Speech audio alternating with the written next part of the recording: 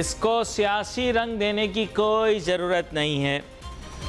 Dollar کی قدر میں اضافہ قطعی کسی سیاسی وجوہ کی بنیاد پہ نہیں ہو رہا۔ یہ اپنے پاس نوٹ کر لو میری ساری باتیں، یہ سب تو بس ایک بہانہ ہے، حقیقی تصویر کچھ اور ہے۔ معیشت کا بیڑا غرق آج سے نہیں میرے پیارے بھائیوں، معیشت کا بیڑا غرق تو 30 سال پہلے ہو چکا تھا۔ پھر آہستہ آہستہ روزانہ کی بنیادوں پر پاکستان کی قوم نے مشن بنا لیا کہ ہم اپنی قیادت کے ساتھ مل کے ملک کی معیشت کا بیڑا غرق کریں گے، اور اس 30 سال کے جسے میں کہتا ہوں تفصیلی پروگرام کے اندر سب لوگوں نے اپنا کردار بھرپور ادا کیا۔ سب سے پہلے میں اپنی رائے کا اظہار کروں گا۔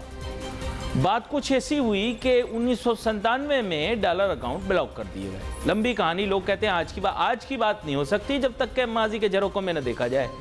بیڑا غرق کافی عرصے سے کیا جا رہا تھا، اثر ابھی دکھائی دینا شروع۔ بات کچھ ایسی ہے کہ اس کے ذریعے شرب خون مارا گیا پاکستان کی معیشت پر جب فورن کرنسی اکاؤنٹ سیل کر دیے گئے۔ اس سیلنگ کے بعد پاکستان کے اوپر لوگوں کا بھروسہ ہٹ گیا، پاکستانیوں کا بھی اور نان پاکستانیوں کا بھی۔ لوگوں نے ڈالر تکیے میں بھر لیے، لوگوں نے ڈالر الماریوں میں رکھ لیے، لوگوں نے ڈالر بستر کے نیچے چھپا لیے، لیکن لوگوں نے کہا ڈالر بینک میں نہیں رکھیں گے، کیونکہ پاکستان کی حکومت، پاکستان کا اسٹیٹ بینک، پاکستان کا بینکاری نظام ان ریلائبل ہے، ان کے اوپر ٹرسٹ نہیں کیا جا سکتا، یہ ٹرسٹ کے صحیح طور پر رکھوالے نہیں ہیں۔ پورے پاکستان کی ریپوٹیشن کی دھجیاں بکھر گئیں جب ہم نے ڈالر اکاؤنٹ سیل کر دی۔ دھجیاں بکھرنے کے بعد کبھی بھی بکھرا ہوا شیرازہ پھر ہم سمٹا نہیں سکے۔ پھر کم سو فورتھ کچھ سٹیبلٹی کا وقت آیا، لیکن وہ سپرفیشل سٹیبلٹی ہمارے سامنے کریٹ کی گئی۔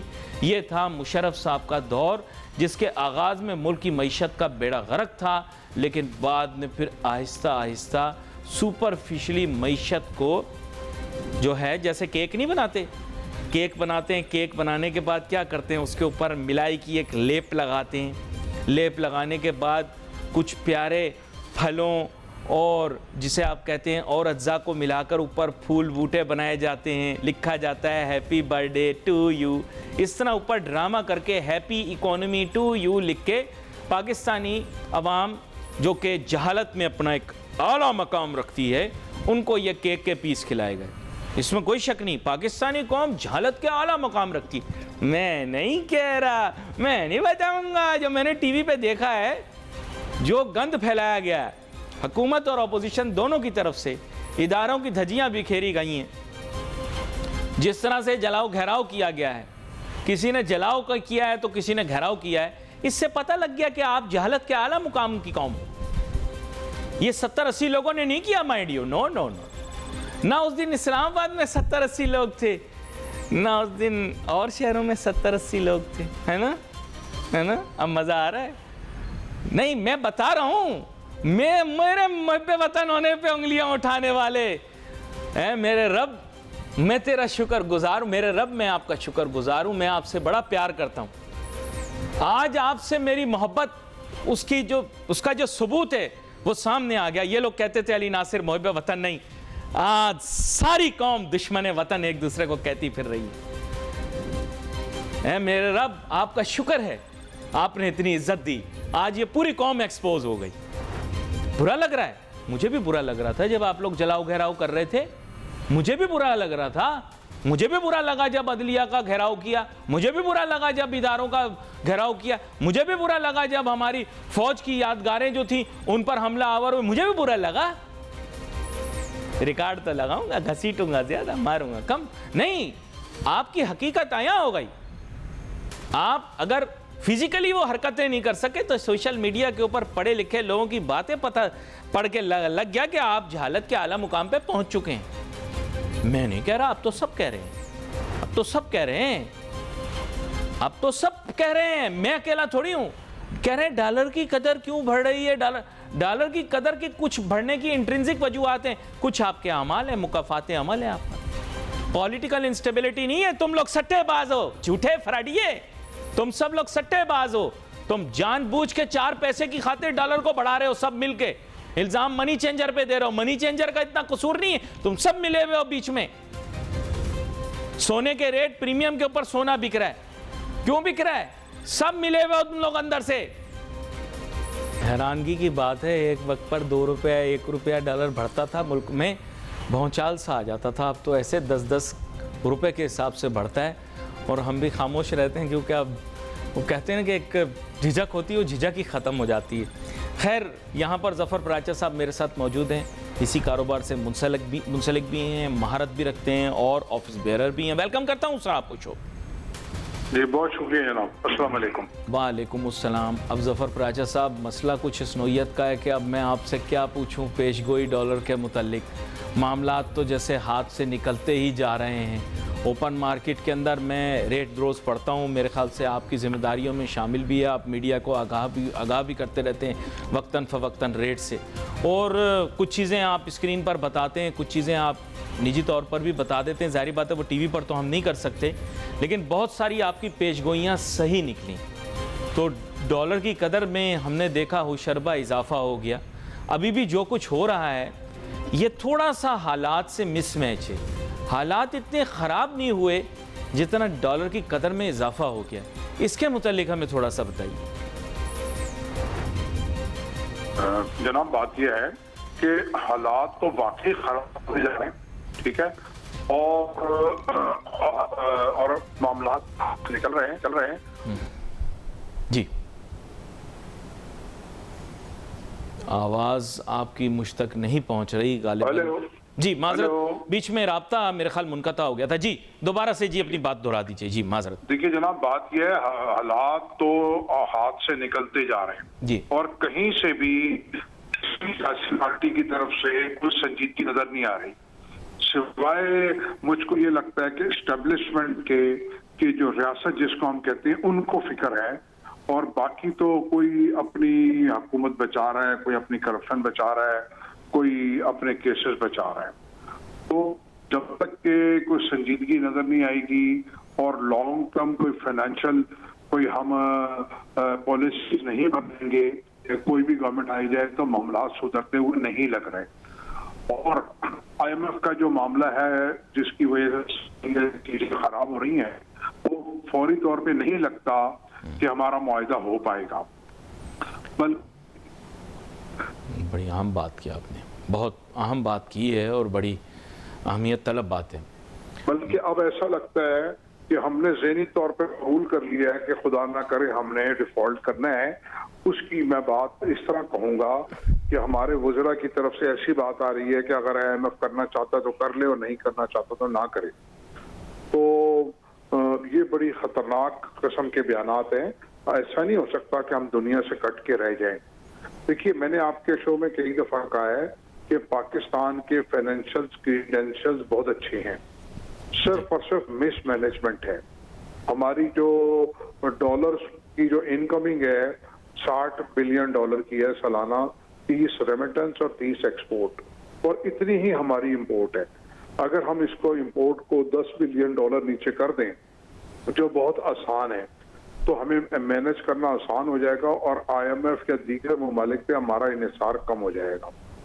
دوسرا, ہم کو اپنے خرچے کنٹرول کرنے ہیں کیونکہ ہمارے خرچے بھی کنٹرول نہیں ہو رہے اور کہیں سے کرپشن بھی ختم نہیں ہو رہی. دیکھیے یو این ڈی پی کی رپورٹ ہے کہ ہم 17.4 بلین ڈالر سالانہ ایلیٹ کلاس کو سبسڈیز دیتے ہیں. تو اگر ہم اس کو آدھا بھی کر دیں, ادھر سے 10 بلین ڈالر کم کر لیں تو کافی چیزوں میں فرق آ جائے گا. جی, لیکن یہ کرے کون؟ بلی کی گلے میں گھنٹی کون باندھے؟ ٹھیک ہے جناب. تو یہ جو باتیں ہیں ساری بلیوں کی, ایک بلی نہیں ہے, بہت ساری بلیاں ہیں. جی بہت ساری بلیاں کہہ لیں. تو اب کوئی بھی نہیں چاہتا اپنی مراد یا اپنے جو کم کرنا یا بند کرنا. تو بھائی جو ملک خدا نہ کرے, دیکھیے نا پاکستان دنیا کی 6ٹھی بڑی طاقت ہے ایٹامک, معاشی طور پہ بھی تھی, گو کہ اس کو ایک میں سمجھتا ہوں پالیسی کے تحت یہاں پہنچا دیا گیا ہے. اور جو اس وقت زیادہ ہم جو ہے اپنے ملک کی حالات پلس جو انٹرنیشنل پولیٹکس ہے اس کی نظر ہوئے ہیں. اچھا ظفر پراچا صاحب، ایک دفعہ آپ نے مجھے ایک بات بتائی تھی، مجھے پتہ نہیں کہ یہ کہنا چاہیے نہیں، لیکن آپ نے مجھے بڑی ایک اہم بات بتائی تھی جو میرے لیے ایک اچھا لیسن بھی تھا ورلڈلی. وہ یہ تھا کہ جو شخص جو ہوتا ہے جس میں جو کمزوری ہوتی ہے وہ اپنی کمزوری کو چھپانے کے لیے، اس کے اوپر پردہ ڈالنے کے لیے ایک بالکل مختلف لائن آف ایکشن لے لیتا ہے. بالفرض ایک جاہل شخص جس کو پڑھنا لکھنا نہ آتا ہو وہ جیب میں قلم رکھ لیتا ہے. ایک ایسا شخص جو ملک سے محبت نہ کرتا ہو وہ ہر بات کے اوپر پاکستان زندہ باد کہہ کر محب وطن ہونے کا دعویٰ کرتا ہے، جس میں اور بھی خیر بہت پہلو ہیں. لیکن بات یہ کہ کہیں کچھ ایسے لوگ تو نہیں ہیں ہمارے نظام میں، نظام کی بات کر رہا ہوں، جس میں کوئی پرائیویٹ بھی ہو سکتا ہے اور جو ہے ظاہری بات ہے سرکار میں بھی ہو سکتا ہے، جو ظاہری طور پر تو محب وطن ہو نہیں ہے لیکن دکھانے کی کوشش کر رہا ہے کہ میں بہت محب وطن ہوں، اور اس پورے نظام میں بگاڑ پیدا کر رہا ہے، چاہے وہ پرائیویٹ ہے چاہے وہ اسٹیٹ میں کوئی ہو. کیا کہتے ہیں آپ؟ جی میں آپ کی بات سے بالکل متفق ہوں. ہر جگہ پہ ایسے لوگ بیٹھے ہوئے ہیں، اور میں اس بات کو اب بڑا وکلی کہتا ہوں کہ آل اسکرپٹ اینڈ آل ڈیزائن. ٹھیک ہے جی. تو جو شخص ان کا امپلانٹڈ ہے جہاں پہ بھی بیٹھا ہے، چاہے سرکار میں، چاہے سیاسی جماعتوں میں، چاہے عوام میں، جو بھی، وہ اپنے اپنے حصے کا کام کر رہا ہے. یعنی اسکرپٹ دیا گیا اس کو، وہ ایکٹنگ کر رہا ہے. اسکرپٹ کو ایکٹنگ کر رہا ہے یا اسکرپٹ پڑھ کے اپنے حصے کا سنا رہا ہے، اپنا کردار بھرپور ادا کر رہا ہے. جی. تو اور جو آپ نے بات کہی نا کہ وہ جو پڑھا لکھا آدمی نہیں ہے اور وہ جیب میں قلم رکھ کے چل رہا ہے، ہمارا المیہ یہ ہے کہ ایک پلاننگ کے تحت جو یعنی کہ میرٹ پہ نہیں اتر آتا اس کو بھی بٹھایا گیا ہے. یعنی کہ ایک اگر وہ کرپٹ نہیں ہے تو وہ کمپیٹنٹ بھی نہیں ہے. ٹھیک ہے. اس سے الٹے سیدھے فیصلے کروائے جاتے ہیں اور وہ کر دیتا ہے.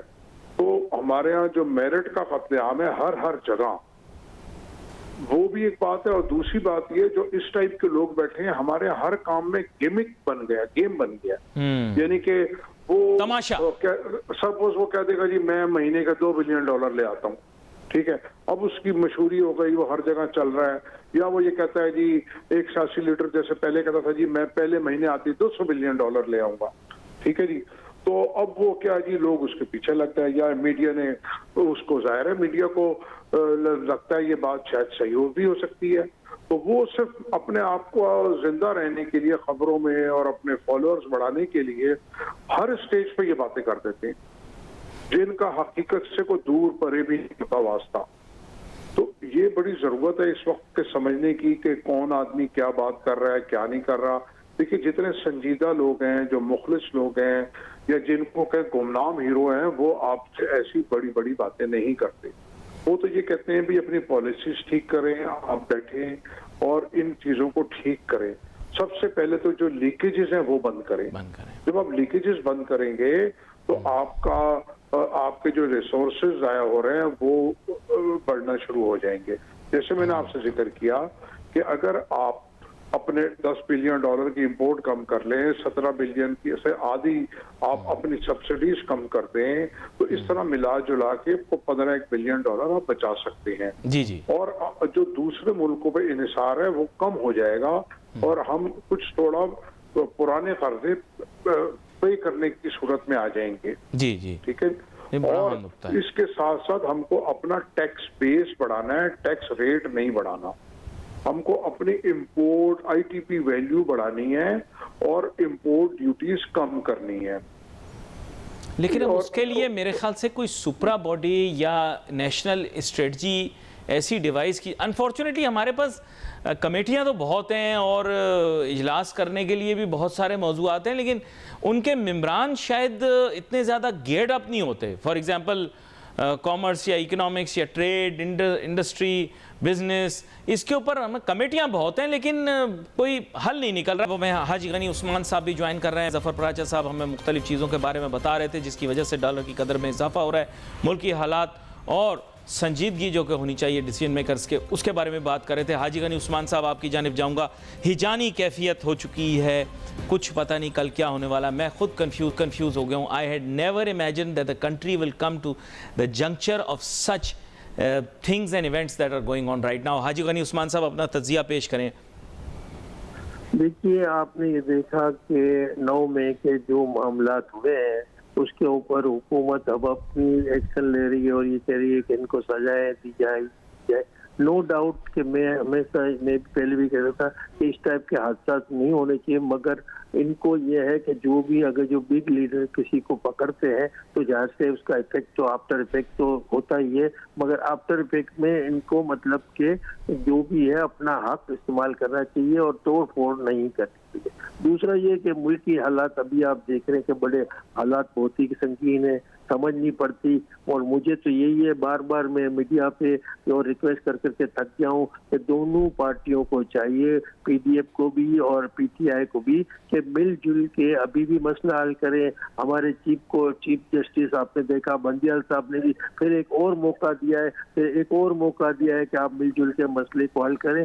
देखिए, ये मसला मिलजुल के ही हल होना है। इसके निगोशिएशन दुनिया में देखिए ना, आपस में लड़ाई झगड़े भी होते हैं तो मेजोरिटी फैसले है ना कोर्ट कचहरी में नहीं जाते, आपस में बैठ के निगोशिएशन से हल होते हैं। और इसका तरीका एक ही है कि पाकिस्तान के बिजनेसमैन को साथ मिलाएं, बाहर के लोगों कुछ लोगों को साथ लें, और एस्टेब्लिशमेंट को भी चाहिए इनको बैठ के इनके पिछली दफा तो पीर बाबा ने मरी में सुलह करवा दी थी। आप कहें तो पीर बाबा से दोबारा से रुजू करें, वो फिर सुलह करवाने के लिए मरी वगैरह ले जाएं इनको। देखिए अली, सुलह नहीं होती ना तो मुल्क को भी नुकसान है, बिजनेसमैन को भी नुकसान है, और सबसे ज्यादा निचले तबकों को ज्यादा नुकसान है। अब वो निचला तबका बेचारा, उनको आप इतना नुकसान पहुंचा रहे हैं। भले आप पॉलिटिकल लीडर है, मगर पॉलिटिकल लीडर का मकसद ये तो नहीं होता, दोनों पार्टियों को चाहिए कि पॉलिटिकल लीडर का ये मकसद तो नहीं होता कि छोटी आवाम को बेचारी को तबाह कर दे, उनको बर्बाद कर दे।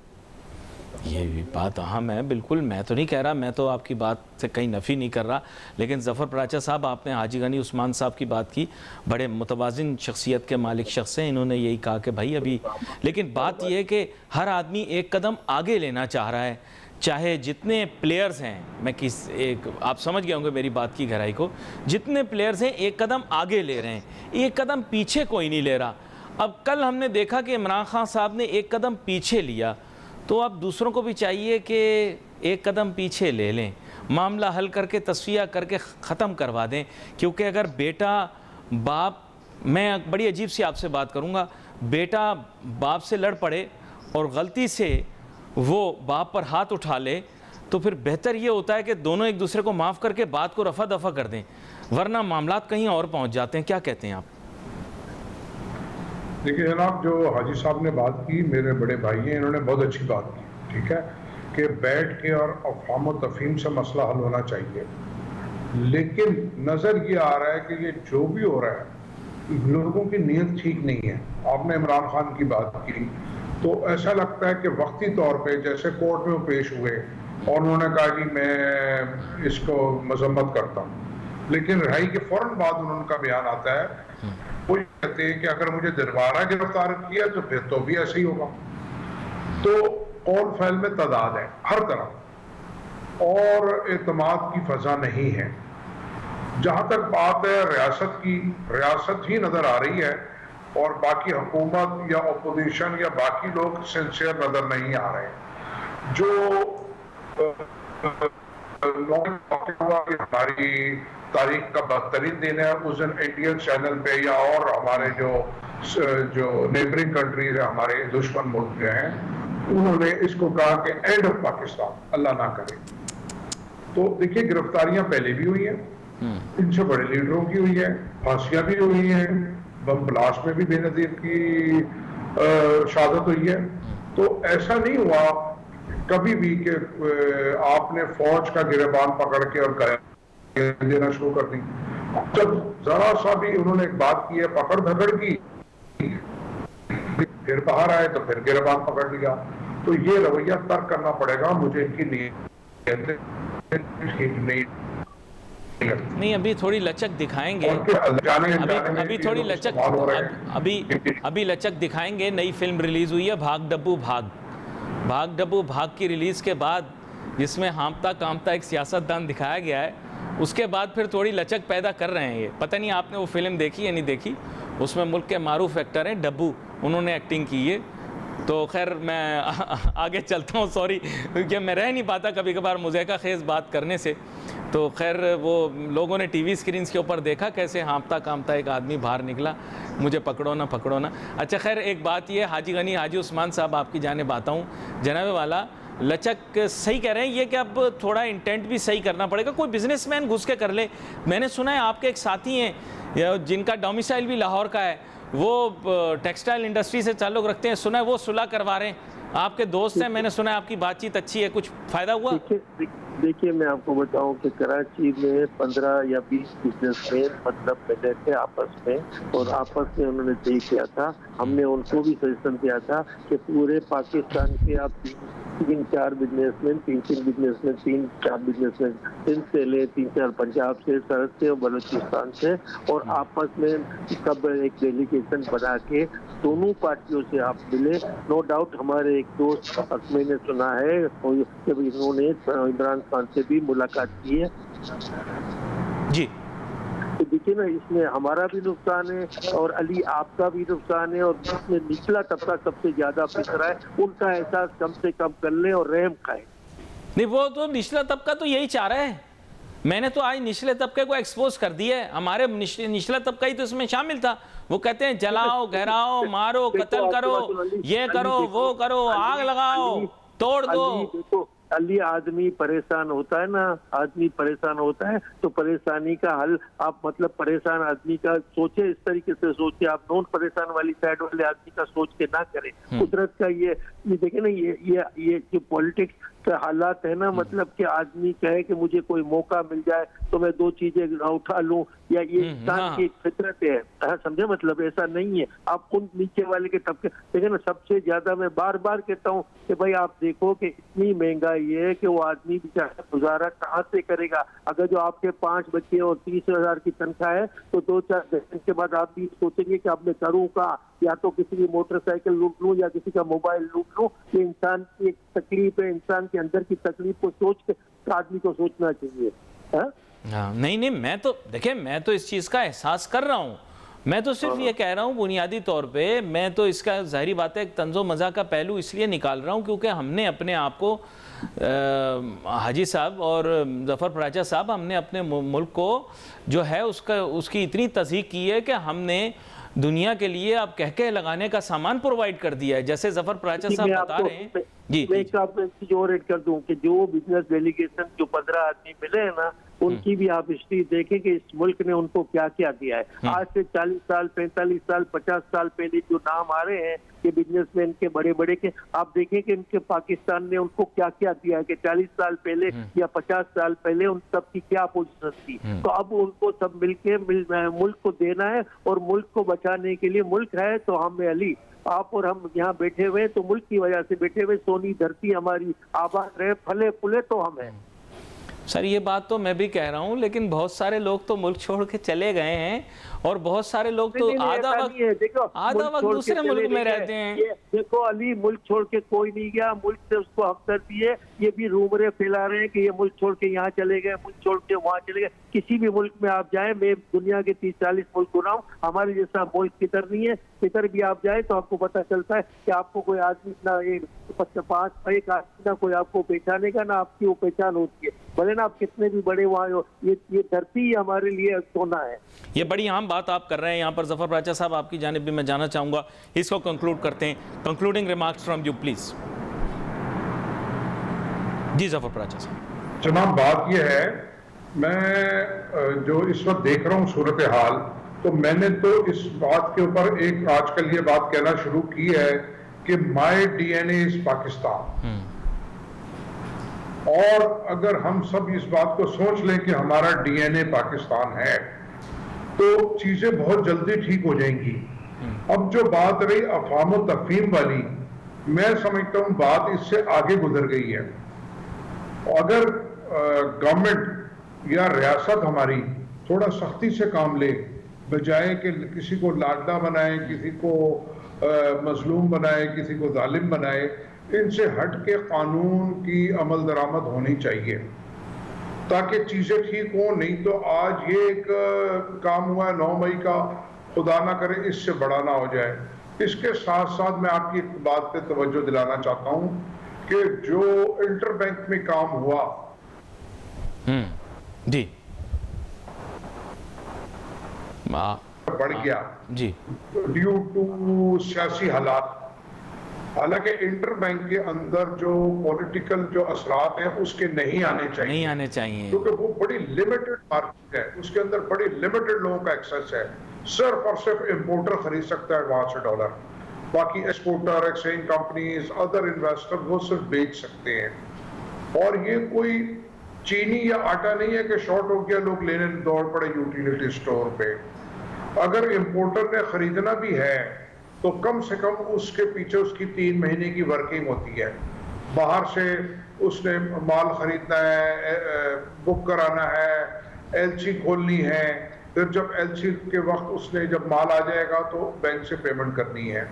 بڑی اہم آپ نے بات کی ہے. میرے پاس وقت ختم ہو گیا لیکن آپ کی بات میں بہت زیادہ وزن ہے. میں آپ کو یہ بتا دوں پنجابی کا ایک گانا سب پھڑے جان گے، اور بات یہ ہے کہ وقت کے ساتھ ساتھ چاہے کوئی ٹائی سوٹ والا بابو بھی ہوگا اور وہ بھی اگر اس کام کے اندر لگا ہوا ہو تو وہ بھی کہیں نہ کہیں اس کی پکڑ ضرور ہوگی.